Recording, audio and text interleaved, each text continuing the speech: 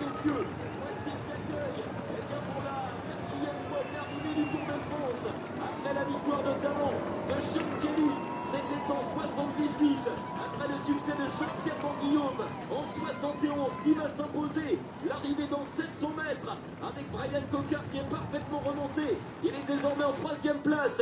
Le sprint est lancé par les couleurs de la formation BNB Hotel Vital Concept avec Sam Bennett qui est en 2e position, le maillot vert. On est aux 300 mètres maintenant.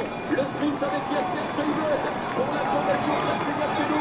Bonifacio est là. Il y a également Van Aert. Walter Van Aert qui lance le sprint. Attention, courant belge pour peut-être une 3e victoire d'étape. Le maillot vert de Sam Bennett. Peter Sagan est également là. Mais la victoire, elle est peut-être là. Eh bien, quel sprint, ça se joue sur la ligne. Pour quelques centimètres, on va attendre la confirmation. C'était extrêmement serré entre Caleb Ewan et Peter Sagan. Caleb Ewan, lui, lève les bras, mais on va attendre le ralenti et la photo finish. Ils sont pratiquement 4 sur la même ligne.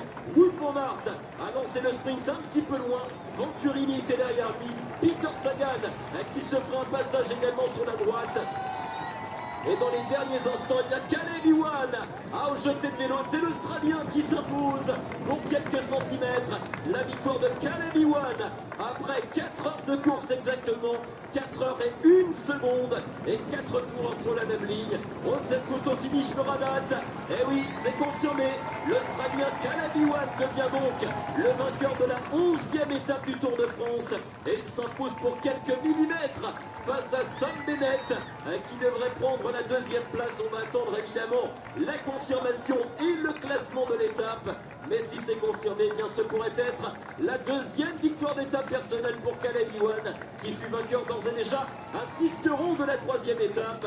Il pourrait donc s'imposer, c'est confirmé. La victoire elle est 8e Luka Mesgetch, 9e Hugo Hofstetter et le top 10 est complété par Oliver Nassen alors que tous les coureurs en terminent désormais sur la ligne sous les applaudissements d'un nombreux public chaleureux et bien présent ici sur